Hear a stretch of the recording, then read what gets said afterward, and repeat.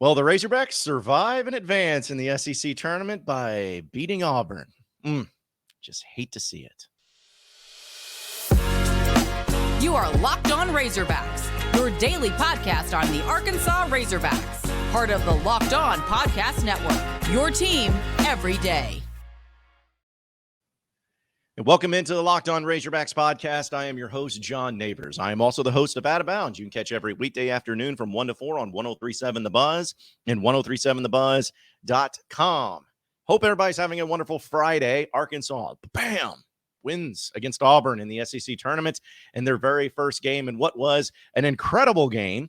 Probably a little bit more incredible than what Razorback fans were hoping it would be, but a win is a win is a win, as we always say. But still live here from Nashville at the Omni Hotel SEC tournament, and hopefully I get to stay here a little bit longer, and Arkansas will be facing off against Texas A&M tonight, which we'll talk about. But recapping last night's game, this was a game to where it was a quintessential Razorback type of game this year. Big lead, second half big lead, goes completely and totally awry, goes away, but only this time the Razorbacks were able to close it out. This time, the Razorbacks were able to make the plays down the stretch to win. This was a must team, a must march team, must team, however you want to put it. That's what we saw. The difference that we have seen in games this year have been very many different things and reasons why Arkansas has lost games. But the one thing that we have always complained about, more so than anything, of course, has always been about free throw shooting, has been about closing games with big shots and big moments. And Arkansas has yet to really have many of those this year.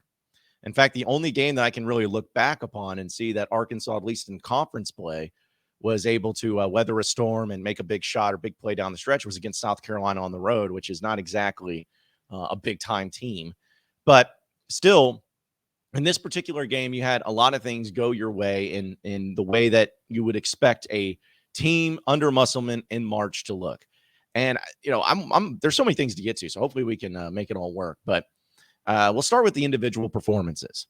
How about the three freshman All-Americans, or McDonald's All-Americans that are freshmen? You had Anthony Black, Jordan Walsh, and Nick Smith Jr. all have incredible games, looking like true five-star players. Anthony Black played 37 minutes in this game. He went 6 of 10 from the field, had 19 points, 6 rebounds, 6 assists, 2 steals, did have 6 turnovers, way too many, but was able to have another great performance out of him. You had Nick Smith Jr., 27 minutes in this game, 6 of 12 from the field, 2 of 5 from three-point land, had 14 points, 3 total rebounds, 2 assists, and 2 steals. Great game for Nick Smith.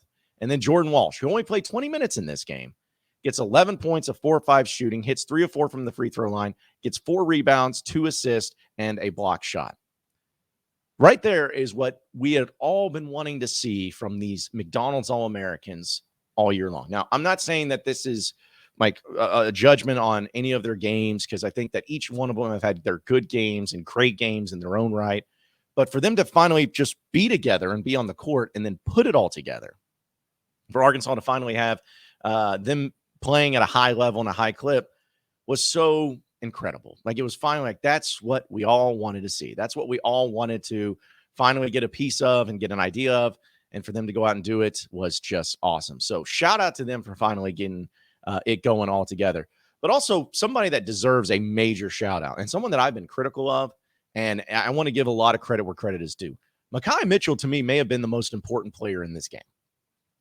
I know that, again, great performances out of the 3 freshmen, but Mekhi Mitchell looked like the Mekhi Mitchell that we all wanted to see more of. He gets in there and he gets nasty. He gets physical. He plays only 23 and a half minutes, gets 12 points on 5 of 7 for shooting, 6 rebounds, also had 2 assists and 1 steal. He had a great game. Great game. Now, he didn't go for double-double, but if you tell me that Mekhi Mitchell, you can count on him to get you 12 points, 6 rebounds, and a couple assists here and there, that's what you want out of him. That's what you want to see out of him. More and more and more. That's what you need from him. And so Arkansas does not win this game without Mekhi Mitchell's solid offense down the stretch, especially where he made that big-time shot down low. His physicality underneath, that's something that both him and Kamani Johnson did a tremendous job of just being physical, out-physicaling the Tigers and having a great game. So those 4 guys all together had terrific performances. And also a shout-out to Devo. Even though he didn't have a ton of points, 10 rebounds, 7 points, 10 rebounds, 9 of those being defensive rebounds for Devo Davis. And he hit the free throws down the stretch that ended up solidifying the game. Got to give the credit there. He hit both free throws. And it was 1-1 too. Front end of a 1-1. So it wasn't even just like, oh, he's guaranteed 2. He had to go and make the first one and then hit the second one. Did an outstanding job. So those guys all were really great. Really great. And that's to say that there weren't problems for Arkansas in this game. I mean, they had 19 freaking turnovers, way too many. But still, they were able to do so many good things by being physical. Like, for instance, 37 rebounds for Arkansas, 19 for Auburn. Disgusting. Destruction. Absolutely worked Auburn physically down in the lane and throughout the entire game. And also a huge shout out to the fact that Arkansas was able to have a great performance from the free throw line as a team. They shot 74% from the free throw line, 17 of 23. Auburn was 18 of 27, so they missed quite a few. Arkansas shot 56% from the field, 27% from three-point land, and Auburn didn't shoot too bad. Like, they shot 49% from the field and 31% from three-point land. So their free throws came into it and played a part into it. But Arkansas was able to have 18 second chance points, which was huge, and also a great bench performance. And again, the turnovers were way too many. But the great thing about those turnovers, I would say, is that Arkansas had 19 turnovers. Auburn only scored 19 points off of those turnovers. So if you want to put that into perspective, Auburn only had 10 turnovers, but Arkansas scored 15 points. So you're talking about Arkansas scoring only 4 less points than Auburn off of turnovers when they turned the ball over 9 more times. So that was extremely helpful and extremely productive there too. So just a great performance, the type of performance you want to see in March from an Eric Musselman team. And I'm hoping that it can continue to go and continue to look good. But I just want to give a shout out to them. They proved me wrong. I was not feeling good about this game. I really wasn't. And I know that you don't want to blow 15-point leads. You don't want to have, putting yourself in those situations. But as we all know, it doesn't matter. It does not matter. Only thing that matters is winning. In March, all that matters is winning. Doesn't matter how it's done. Doesn't matter. You could be up by 38 points. And if you blow that lead, but you still win by 1, that's all that matters.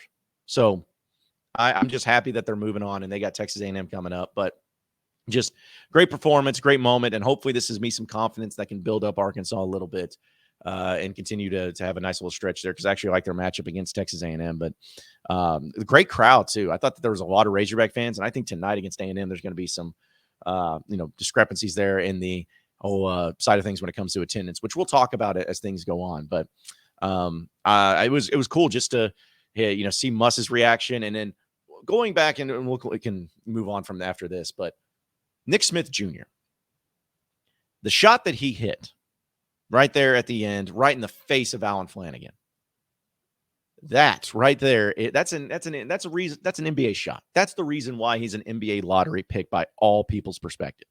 Shots like that, plays like that. And Muss said it so perfectly in the press conference after the game.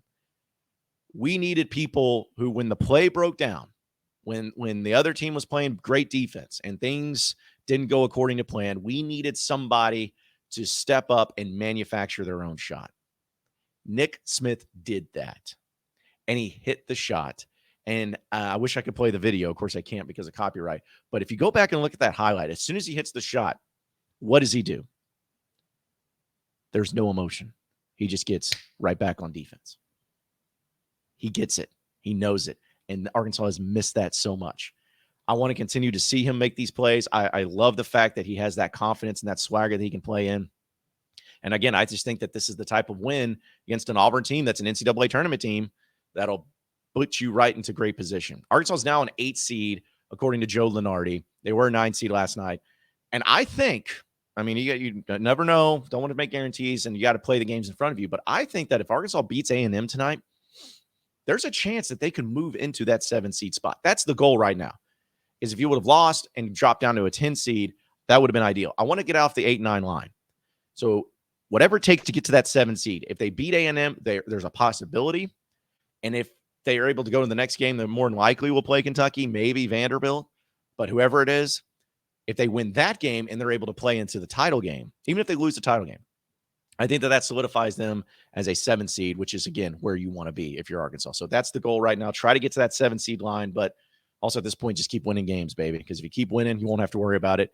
You'll get that knowledge and you'll get that benefit no matter what. So we'll talk a little bit about A&M here in just a second. But folks, it's the midway point of the NBA season. We know that college basketball is in full swing in postseason, and now is the perfect time to download FanDuel, America's #1 sportsbook, because new customers get the no sweat first bet up to $1,000. That's bonus bets back if your first bet doesn't win. Just download the FanDuel Sportsbook app.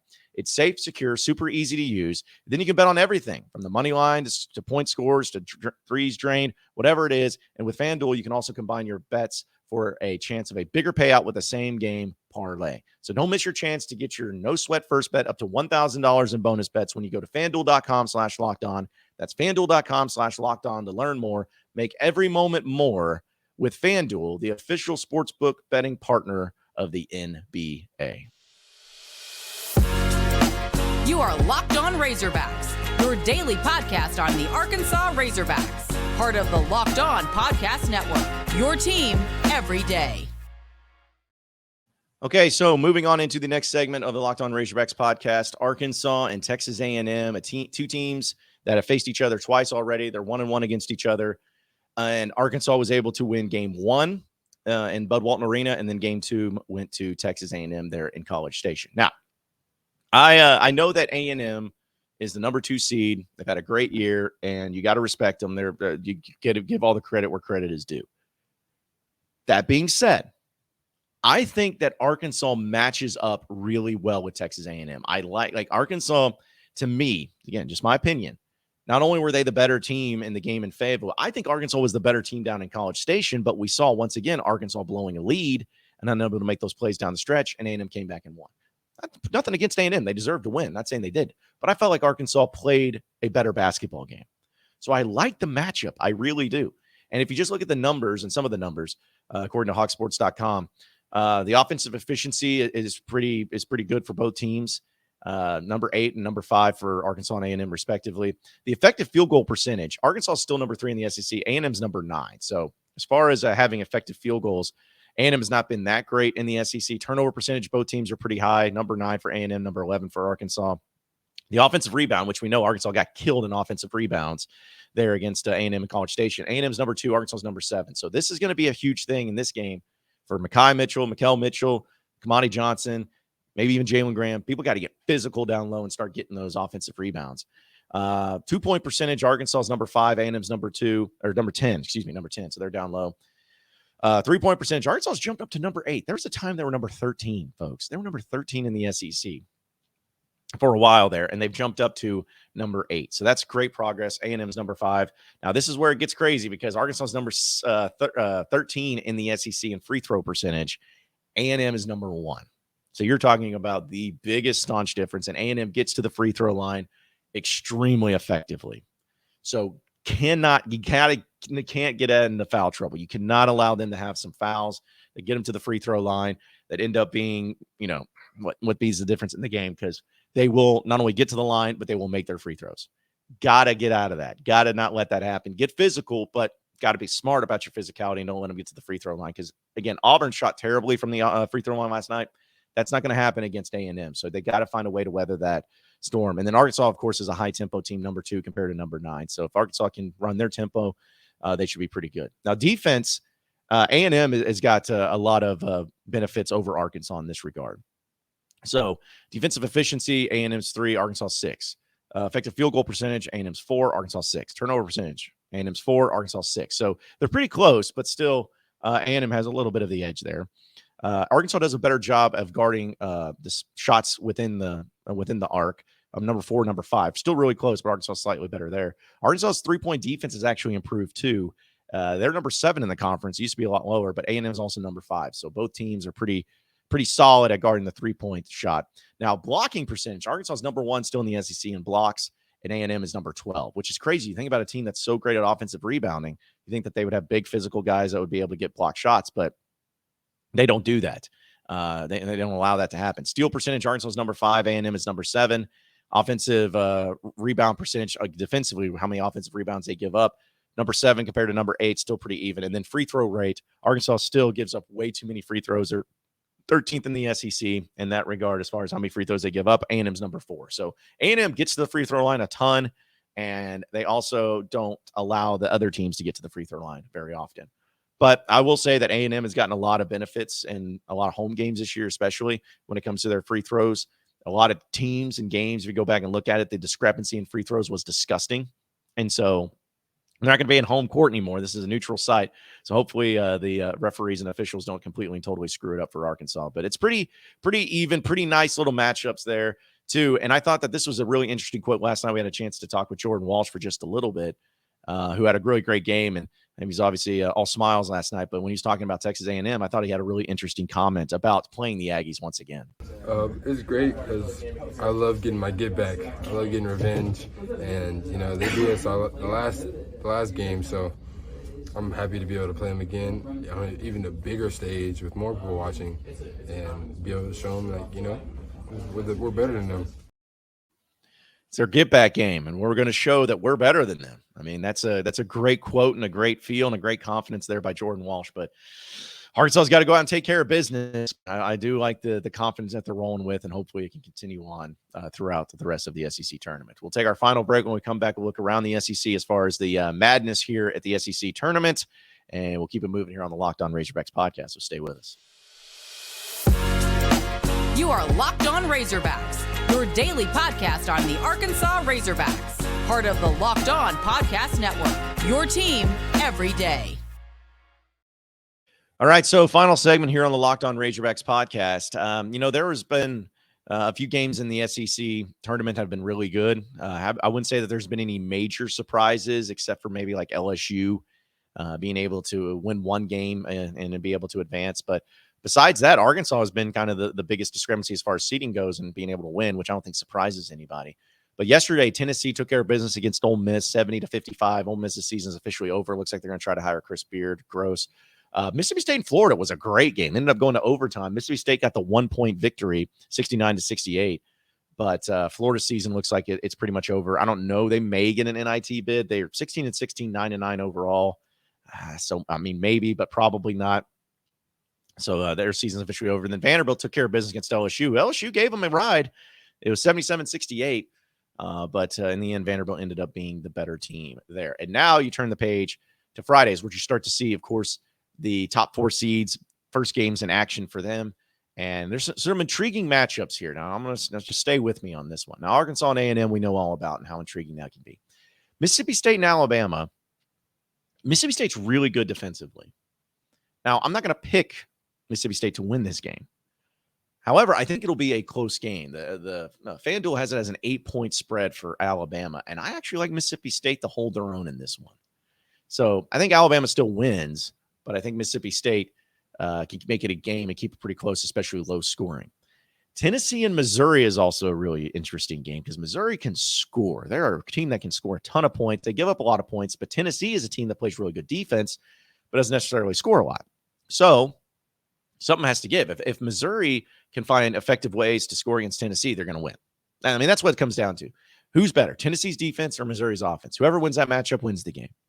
And so I actually think Missouri can do it. I think Missouri can win. And I think I'm going to pick them to win. I think Missouri gets the victory over Tennessee, and I think that they move on. And Vanderbilt, Kentucky's the other one, which, Kentucky's playing really well right now.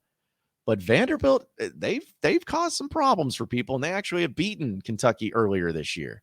So that could be something. I'm really rooting for Vanderbilt because I'd rather play if Arkansas wins today, I would rather play Vanderbilt to have a revenge game against them too. Kentucky would be fine as well, but just because of the crowd and everything, it'd be great to have a Vanderbilt team that you can go up against if Arkansas wins today. So I'd much rather play them. And I know that everyone's thinking Alabama's going to be the team, but let me say this, since I already did my predictions for that, I'll throw it out there that if Missouri does beat Tennessee and Alabama beats Mississippi State, this is where I'm going to be booking it. We may have to talk about it later, but since we're not doing a podcast, at least in this full length, it's the last day of the week, throw it out there. I think Missouri beats Alabama. That'll be my bold hot take prediction or whatever. If Bama beats Mississippi State today and Missouri beats Tennessee today, I think Missouri beats Alabama. That'll be the upset of the day. And who knows, maybe it'll be Arkansas and Missouri in the SEC title game. Wouldn't that be something? I would hate it, but it would be something. So, but it's been pretty crazy, though. Nashville's been awesome. People have been awesome. There's a lot of fans here. I have not seen any A&M fans. It's weird. Not one single A&M fan. And maybe I'm just looking at the wrong places, but I haven't really seen any of them from there. I've seen a really good contingent of Razorback fans. Showed up last night. I think there'll be even more there tonight. And I think tonight, Arkansas will definitely have the home court advantage because everybody's going to be there, trying to check out the game. There'll probably be a bunch of Kentucky fans there rooting against Arkansas because Kentucky plays right after. But I don't know. I think that either way, it'll be a fun game, fun matchup, and fun time in Nashville. And hopefully Arkansas is able to pull it out and move on to the SEC semifinals. Wouldn't that be awesome? Appreciate everybody listening in to Locked On Razorbacks podcast. Be sure to like and subscribe to the podcast on iTunes or on Google Play. You can also get after me on Twitter at BuzzJohnNabors for any questions, comments, concerns that you may have. We'll keep it going from there. Same podcast time, same podcast channel tomorrow afternoon. Have a great day, everybody. We'll see you then.